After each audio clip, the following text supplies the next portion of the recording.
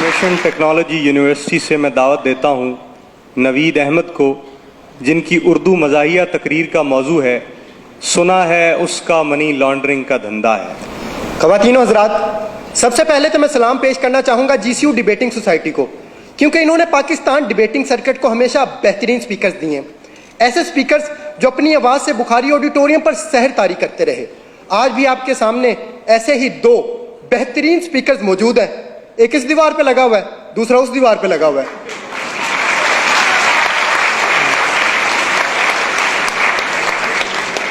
सदर आला वकार, पाकिस्तान में तो हर सियासतदान का मनी लॉन्ड्रिंग का धंधा है, इसलिए मेरी ख्वाहिश थी कि मैं सियासतदान बनूं ताकि इस मनी लॉन्ड्रिंग को खत्म कर सकूं। इसलिए मैंने सियासत के मैदान में कदम रखा, फिसल गया। मैंने फिर सियासत के मैदान में कदम रखा, फिसल गया। फिर मुझे एक बाबा जी ने कहा कि सियासत के मैदान में सिर्फ वो नहीं फिसलता जिसने बूट पहने हुए हो।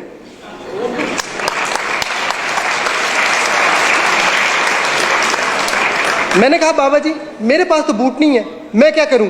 कहने लगे आपने घबराना नहीं है, तुम बूट पॉलिश कर लिया करो।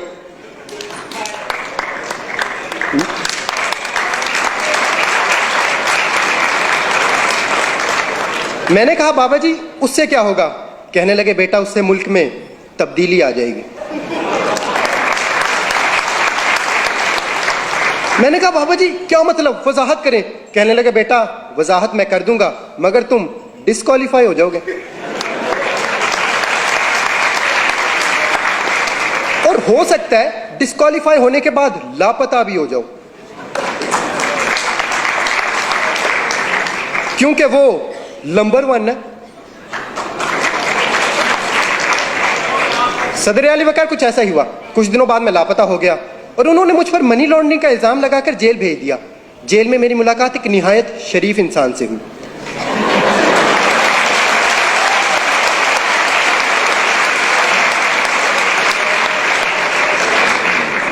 वो बहुत दरवेश इंसान थे।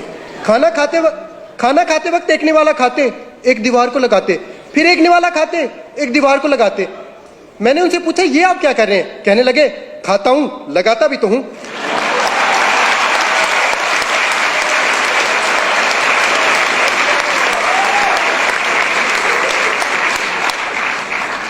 मैंने कहा बाबूजी सुना है आपका मनी लॉन्ड्रिंग का धंधा है, क्या आप इसी वजह से जेल में आए?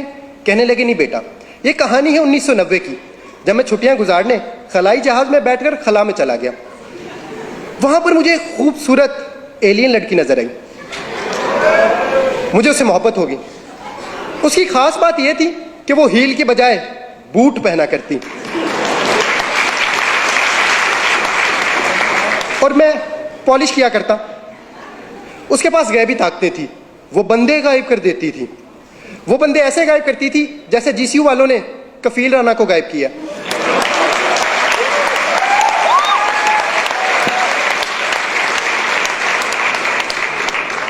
फिर मेरी सालगिरह आई और सालगिरह पे उसने मुझे कुर्सी दी। 2.5 साल तक मैं कुर्सी के साथ खेलता रहा, फिर उसने कुर्सी वापस ले ली। प्यार मोहब्बत का ये सिलसिला ऐसे ही चलता रहा कि 1999 आ गया। इस मर्तबा उसकी सालगिरह आई और तोहफे में मैंने उसे बिल्ला दिया, जो डरता वरता किसी से नहीं था। फिर मैंने उसे कहा चलो आओ कोई धंधा शुरू करते हैं। कहने लगी पहले मेरे एक सवाल का जवाब दो, अगर एक लड़की गाड़ी में बैठी हो तो उसे क्या कहेंगे? मैंने कहा गर्ल कार। कहने लगी नहीं कार गर्ल। मैं कहनी गर्ल कार। फिर इसी कारगिल के इशू पे हमारी लड़ाई होगी।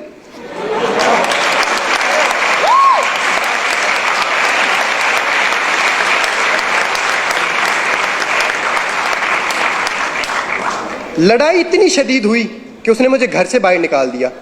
उस दिन मैंने ये पहली मर्तबा सोचा था कि मुझे क्यों निकाला।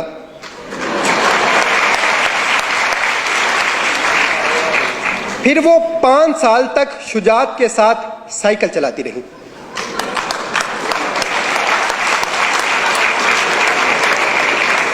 और रहमान का फजल तो उसके साथ था ही।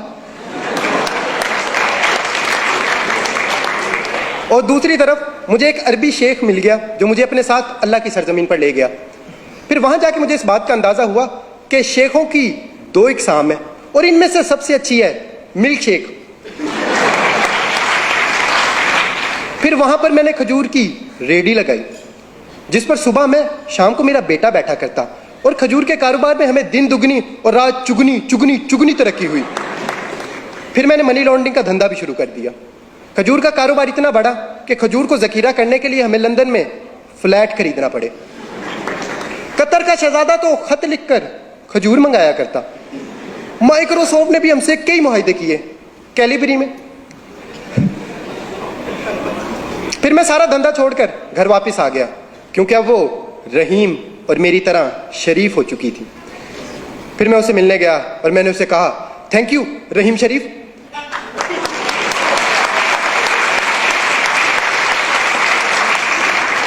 फिर एक दिन हम दोनों वोट डालने पोलिंग स्टेशन गए। वो अपना वोट डाल रही थी कि वोट जमीन पर गिर गया। यह देखकर मुझे बहुत बुरा लगा और मैंने उसे कहा, वोट को इज्जत दो।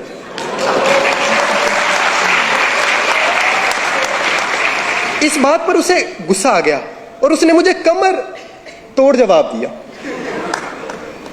मैंने उसे कहा, फिर उसने मुझ पर मनी लॉन्ड्रिंग का इल्जाम लगा दिया और उसे मेरी मोहब्बत को ठुकरा कर किसी और के पास चली गई। मैंने कहा, बाबूजी आप उससे इतनी मोहब्बत करते थे, उसके लिए मनी लॉन्ड्रिंग छोड़ देते। कहने लगे, कैसे मनी लॉन्ड्रिंग छोड़ देता, फिर मेरे बच्चों का क्या बनता, क्योंकि उनकी लंदन में तो क्या पाकिस्तान में भी कोई जायदाद नहीं है। और अगर मैं मनी लॉन्ड्रिंग छोड़ देता तो रोटी कहां से खाता। मैंने कहा, देखें रोटी का वादा अल्लाह ने किया है और सालन आप लंगर खाने से ले लेते। फिर कहने लगे, मुझे छोड़ने की एक वजह यह भी थी कि मैं मोटा था और अब वो हैंडसम के पास गई थी। फिर मैं हैंडसम से मिलने बनी गाला मैरिज ब्यूरो गया क्योंकि उनका शादियों का धंधा था।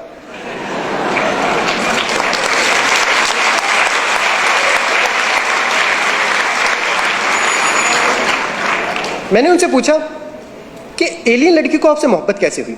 कहने लगे, ये मई के महीने की बात है जब मैं तकरीर करते हुए स्टेज से गिरा।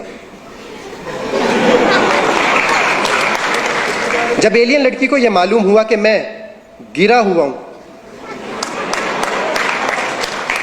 तो फिर उसने मुझे कुर्सी दी, टायरों वाली, जो रिमोट से चलती थी। मगर पता नहीं क्यों रिमोट नहीं दिया।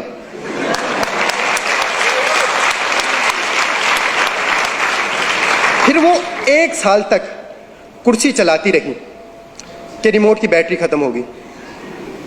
उसने चार्ज करना चाहा, प्लग दूर था, इसलिए फिर मैंने उसे एक्सटेंशन दी।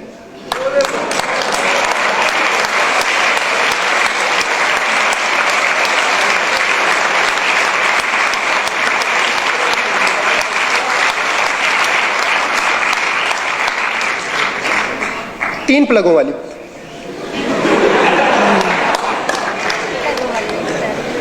क्योंकि उसकी उम्मीद नाज का हमसे ये मान था कि आप सर्विस बढ़ा दीजिए।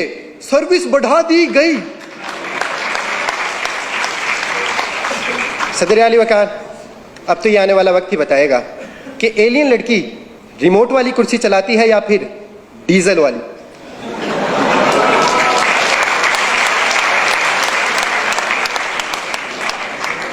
मगर मैं इस तमाम कहानी के बाद अब सियासतदान नहीं बनना चाहता, क्योंकि हमारे हुक्मरानी सियासतदानों की नहीं बल्कि एलियन लड़की की है। वो जब चाहे जिस पे चाहे मनी लॉन्ड्रिंग का इल्ज़ाम लगाकर उसे कहानी से बाहर कर दे। और अगर हमें ये मनी लॉन्ड्रिंग ख़त्म करना है तो हमें अपना जमहूरी निज़ाम बेहतर बनाना होगा, क्योंकि इस निज़ाम से हमें अक्सर बेवकूफ़ सदर मिलता है। अगर आपको मेरी बात पर यकीन नहीं तो मिसाल आपके सामने है।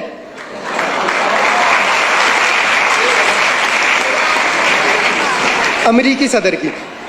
शुक्रिया। इस साल बेहतरीन उर्दू मुक़र्रिर का एजाज़ हासिल किया IT यूनिवर्सिटी लाहौर से नवीद अहमद ने।